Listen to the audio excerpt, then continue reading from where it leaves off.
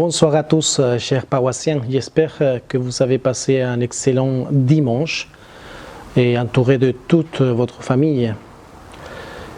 Nous sommes en ce mois de mai et nous allons consacrer ces derniers bonsoirs des padres du mois de mai pour vous parler davantage sur la Vierge Marie.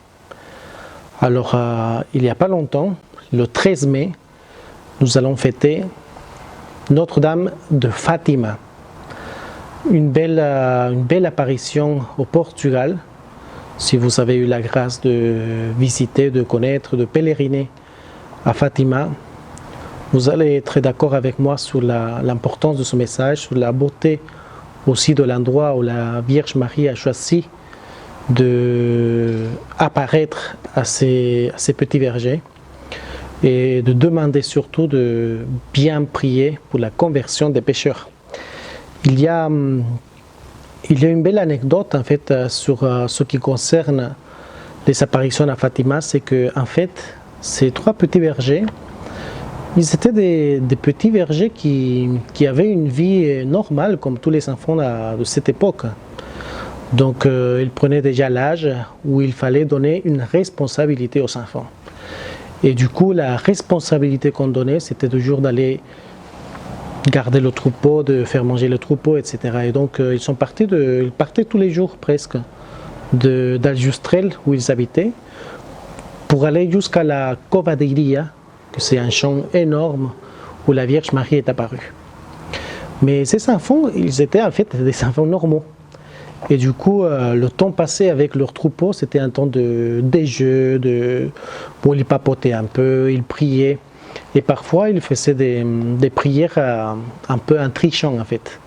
Ils prenaient le chapelet parce que c'était une belle habitude à l'époque, ce qu'on devrait faire encore aujourd'hui.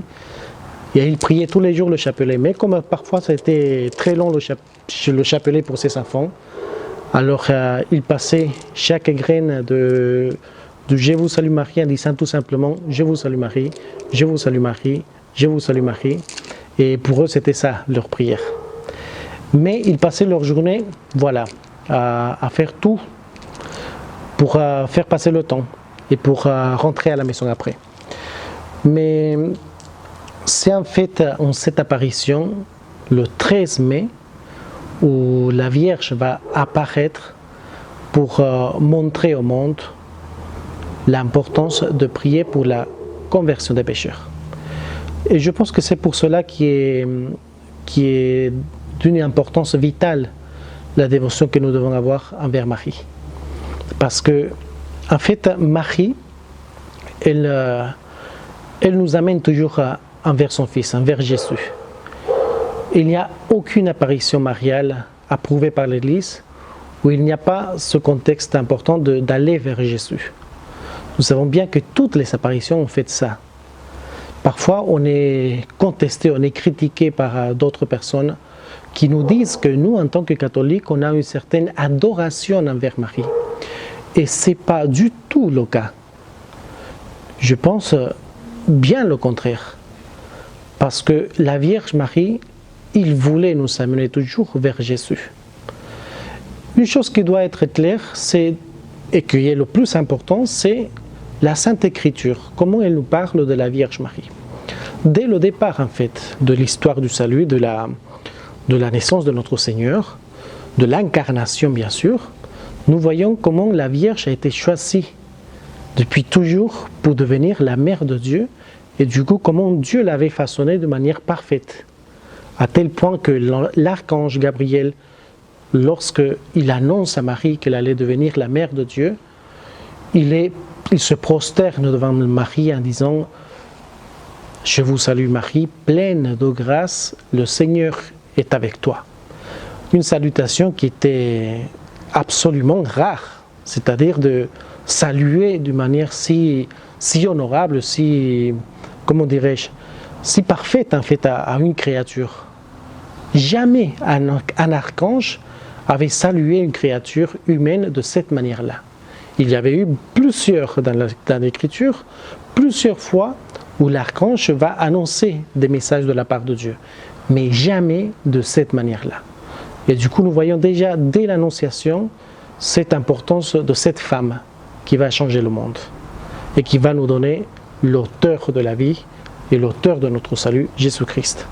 Après, à maintes reprises, nous voyons toujours cette attitude de la Vierge humble qui accepte de devenir la mère de Dieu. L'Annonciation, c'est un message clair, c'est-à-dire comment cela va-t-il se faire puisque je suis vierge? J'accepte, mais je veux garder ce vœu de me consacrer entièrement au Seigneur.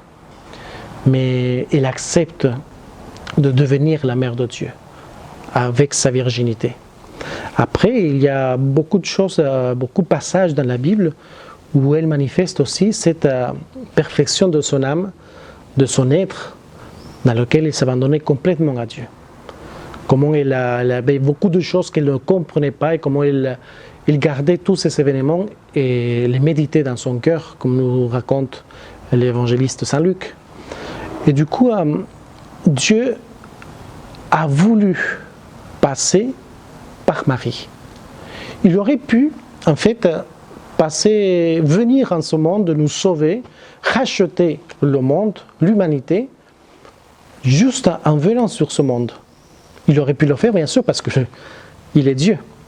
Mais le bon Dieu, en s'incarnant, en venant dans ce monde et en prenant la chair, il a voulu passer par la Vierge Marie. Ce n'était pas obligatoire, mais c'était convenable.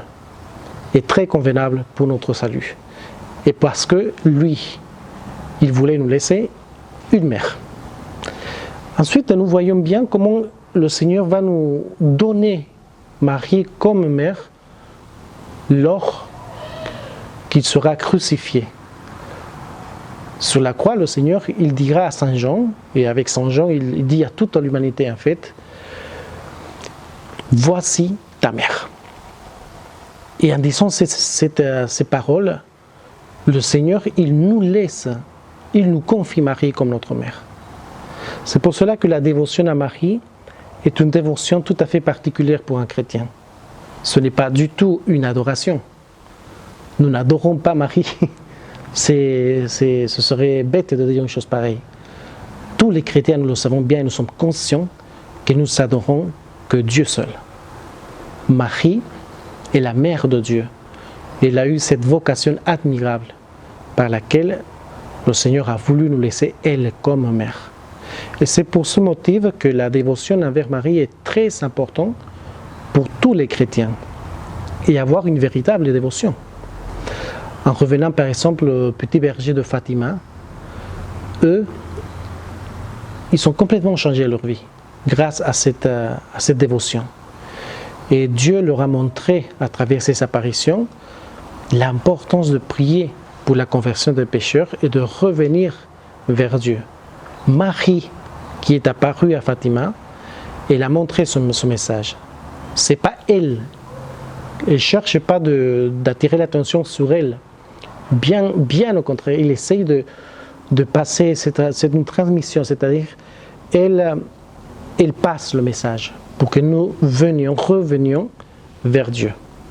C'est étonnant d'ailleurs, le message que, je ne sais pas si vous avez entendu parler de cette histoire de Fatima, mais avant les apparitions, en fait, il y a eu une apparition d'un ange à ces petits bergers pour préparer l'apparition de Marie. Et cet ange, qui apparaîtra plusieurs fois à ces petits bergers, il va donner, d'une certaine manière, oui, une prière pour que les enfants la prennent par cœur et qu'ils prient tous les jours. Et cette prière est remplie de contenu. Écoutez bien. Mon Dieu, je crois, j'adore, j'espère et je vous aime. Je vous demande pardon pour ceux qui ne croient pas, qui n'adorent pas, qui n'espèrent pas et ne vous aiment pas. Vous voyez, déjà l'ange qui apparaîtra à ces petits bergers, il adresse toute l'attention sur Dieu. Pas sur la Vierge, ou non, c'était Dieu. Et montre cette prière de se consacrer en quelque sorte, de tout faire pour adorer Dieu davantage. La même Vierge à ce petit berger, il dira un jour, « Ô Jésus, c'est par amour pour vous, pour la conversion des pécheurs et en réparation des péchés commis contre le cœur immaculé de Marie. » Faisons attention à ce message de Fatima, bien sûr qui nous demande de nous consacrer, de prier pour la conversion des pécheurs. Et rendons-nous compte de l'importance de la dévotion que nous devons avoir envers la très sainte Vierge Marie. Saint Louis-Marie Grignon de Montfort, où tant de fois on a parlé ce mois de mai pour la consécration paroissiale à la très sainte Vierge Marie, il dit que la vraie et parfaite dévotion à Marie nous fait arriver à Jésus, notre unique but, sur la route la plus splendide, choisie et parcourue par lui-même pour venir à nous. Et à notre grand saint marial, que c'était Saint Bernard, il dit que la Vierge Marie a été la voix royale du Sauveur. C'est vraiment étonnant de ce que les saints nous disent par rapport à la Vierge Marie. Et puis une dernière chose que je voulais partager avec vous et qu'il faut, je pense, avoir en compte pour notre progression spirituelle, c'est que Marie, en fait, c'est la route la plus facile, courte, parfaite et sûre pour arriver à l'union avec notre Seigneur. Parole du même saint, Saint Louis-Marie Grignon de Montfort. Donc nous ne devons pas hésiter à revenir envers Marie. Je me rappelle d'une belle anecdote aussi de Padre Pio, si connu en Italie et de partout. Et un jour, un jeune prêtre lui posa la question sur comment faire pour avoir accès à Jésus de manière plus facile et pour parvenir au ciel. Et lui, Padre Pio, il a simplement montré le chapelet en disant « Va vers Marie ».